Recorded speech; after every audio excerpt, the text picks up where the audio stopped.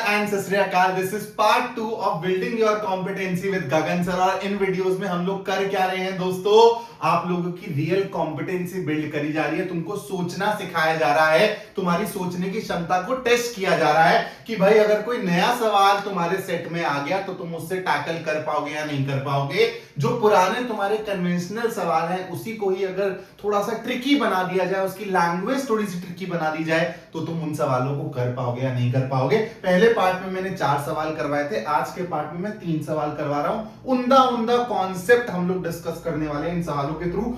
मजा आ जाएगा आप लोगों को। पार्ट 1 नहीं देखा है तो देख लेना, पहले ये वाला लेक्चर कंप्लीट कर लो, ठीक है। चलो शुरू करते हैं आज की कहानी। The sum of n consecutive odd natural numbers starting from 5 is 60.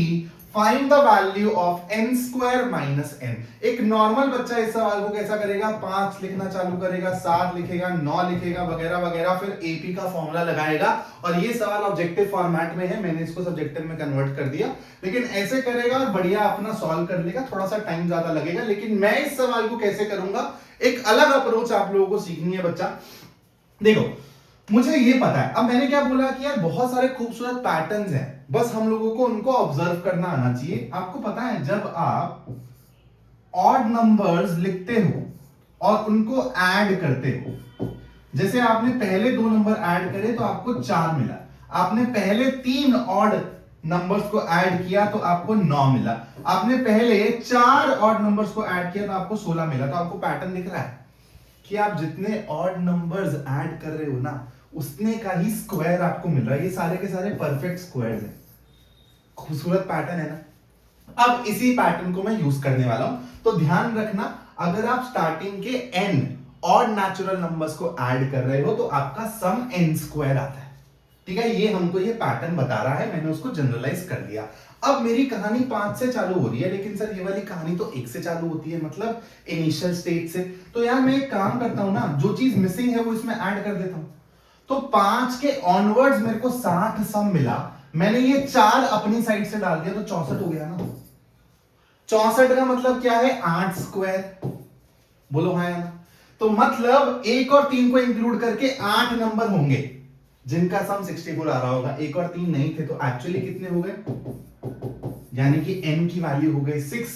तो n स्क्वायर माइनस n क्या आएगा, 36 माइनस 6, 30 इज द आंसर।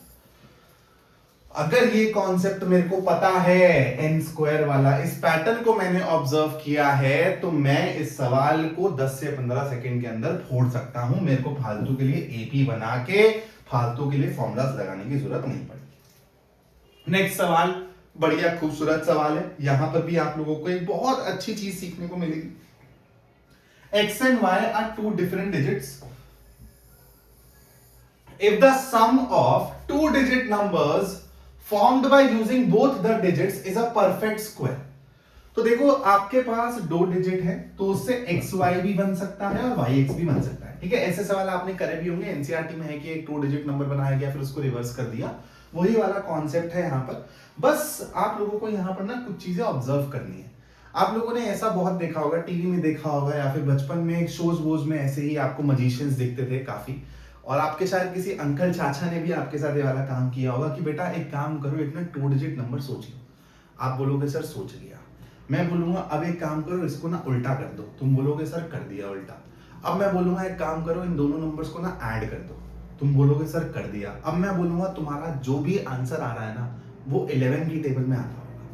तुम बोलोगे अरे सर कैसे पता, ये और कुछ नहीं है, ये कोई जादू टोना नहीं है, ये मैथ्स है।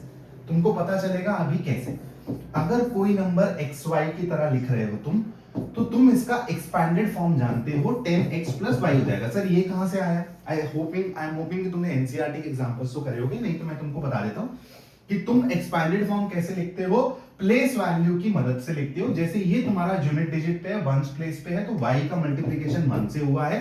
ये तुम्हारा 10s प्लेस पे है तो इसका मल्टीप्लिकेशन 10 से हुआ है, ठीक है। ये एक्सपैंडेड फॉर्म लिखने का तरीका है। एग्जांपल भी पकड़ लो, जैसे 36 पकड़ लिया तो 36 is nothing but 3 × 10 + 6, right.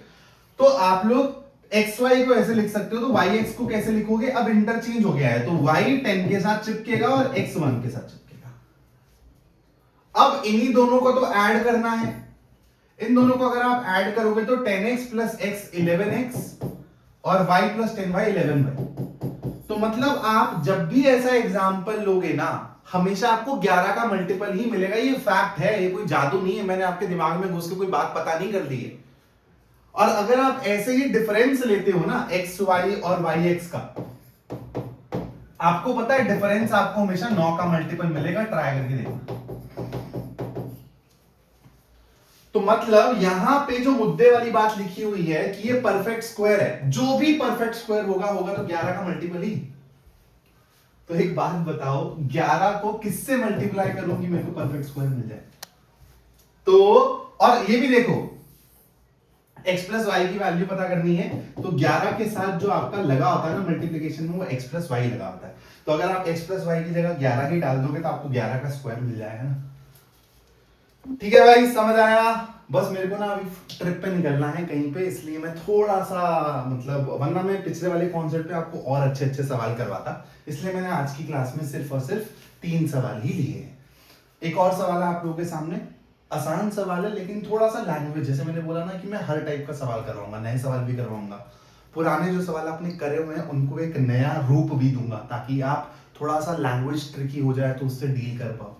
Graphs of equation this and this where k is constant intersect at point x comma y in first quadrant। ऐसा होना चाहिए if and only if k is, तो k पे कंडीशन निकालनी है कि ये चीज हमारी सेटिस्फाई करता है। तो मेरे को पता है यार कि सबसे पहले तो इंटरसेक्टिंग केस, तो सबसे पहले तो मेरे दिमाग में यही आता है। इस सवाल को मैं शॉर्टकट से भी करवा सकता हूं, लेकिन मैं आपको एकदम बेसिक लेवल से सिखाऊंगा ताकि आपको प्रॉपर्ली चमके ये सवाल। ठीक है, इसका और छोटा मेथड ढूंढने की जिम्मेदारी मैं आपको दे रहा हूं, देखता हूं कि आप सोच पाते हो या नहीं सोच पाते हो। अगर इंटरसेक्टिंग केस है तो सबसे पहले तो मेरे को ये दिखना चाहिए ना b1 बाय b2, है ना? वरना भाई देखो, फर्स्ट क्वाड्रेंट में जाके पैरेलल चली गई तो इंटरसेक्ट नहीं होने वाली है, और कोइंसाइडिंग चली गई तो भी इसकी जो एग्जैक्ट स्टेटमेंट है ना, इसने सिर्फ बोला हुआ है कि इस पॉइंट पर, मतलब यूनिक सॉल्यूशन वाला केस है ये। तो 1 over k should not be equal to -1 over 1, that is k can't be equal to -1। तो k की वैल्यू 1 तो हो ही नहीं सकती है, तो ये तो मेरा गया, ए ऑप्शन मेरा आंसर नहीं हो सकता। अब मेरे को देखना है कि यार इंटरसेक्शन मेरे को फर्स्ट क्वाड्रेंट में मिले, तो उसके लिए एक काम करता हूं, इसको सॉल्व कर लेता हूं साइमल्टेनियसली, सब्स्टिट्यूशन मेथड लगा लेता हूं। यहां से मेरे को पता चल रहा है कि x इक्वल्स y प्लस 2 है, तो यहां पर मैं x की जगह y प्लस 2 रख रहा हूं, प्लस y इक्वल्स 3। तो यहां से y देख लो k की टर्म्स में क्या आ रहा है, तो ये हो जाएगा ky plus 2k plus y equals 3। तो यहां से आप y कॉमन लोगे तो आपको k प्लस 1 मिलेगा, और ये 2k को उधर ले जाओ, 3 माइनस 2k। तो यहां पर मैं लिख रहा हूं y किसके बराबर आ जाएगा मेरा। ठीक है, अब इसी पे ही कंडीशनिंग लगाओ। y अगर फर्स्ट क्वाड्रेंट में है तो पॉजिटिव होना चाहिए। तो सबसे पहले तो आपको देखो, ये वाली कंडीशन जो आपने लगाई ना, वो आपको यहां से भी पता चल रही है कि सर मैं k की वैल्यू -1 नहीं रख सकता, वरना मेरा डिनोमिनेटर 0 हो जाएगा, जो मैथ्स में अलाउड नहीं है। तो ये वाली कंडीशन यहाँ पर एक्स्ट्रा लगा ली हमने, जो हमको यहाँ से भी पता चल सकती थी। लेकिन ऐसा सवाल आएगा तो आप एकदम बेसिक लेवल से ही सोचना चालू करोगे, इसलिए मैंने ये आपको बताया है करके, वरना मैं डायरेक्टली ये भी करवा सकता था। अब मेरे को y की वैल्यू पॉजिटिव चाहिए, तो सर एक काम करता हूँ, k की वैल्यू ना मैं ऐसी रखूंगा, अगर मान लो -2 रखूंगा, ठीक है। और मेरे को सबसे बेस्ट तरीका है कि मैं यहाँ पर ना ऑप्शन से खेलना चालू करता हूँ, मेरे को अपने आप ही चीजें समझ आने लगेंगी। मैं अपना ग्रेटर देन -1 के बारे में सोचूंगा, और कोई सा भी नंबर लेके चालू कर दो।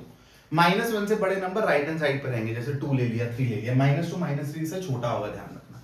तो जैसे मैंने मान लो 2 ले लिया, k की जगह 2 लूंगा, तो ये हो जाएगा -1 और ये हो जाएगा 2 + 1 3। नेगेटिव नंबर आ रहा है मेरा, मतलब ये भी मेरा सही नहीं है। उसके बाद <3/2, <3/2 का मतलब है कि यार मैं अगेन कोई सा भी नंबर पकड़ सकता हूं, जैसे मैंने मान लो -2 पकड़ लिया, -2 पकड़ा यहां पर, तो मेरे को दिख रहा है 3 -2 टाइम्स -2, तो ये हो जाएगा 7 अपॉन में -2 + 1 यानी कि -1। अगेन नेगेटिव मिल रहा है, मतलब गेम नहीं बैठ सकता, यानी कि k को -1 से 3/2 के बीच में लाई करना पड़ेगा। This is my correct answer. इस सवाल के ऊपर और भी बहुत ज्यादा डिस्कशन करा जा सकता है, इसके छोटे मेथड पे सोचा जा सकता है। तो आप लोगों को क्या करना है, यही आपका होमवर्क है, यही आपका टास्क है कि आपको इस सवाल के बारे में सोचना है कि इस सवाल को आप और कितनी आसान तरीके से कर सकते हो। ये आपका टास्क है, ठीक है।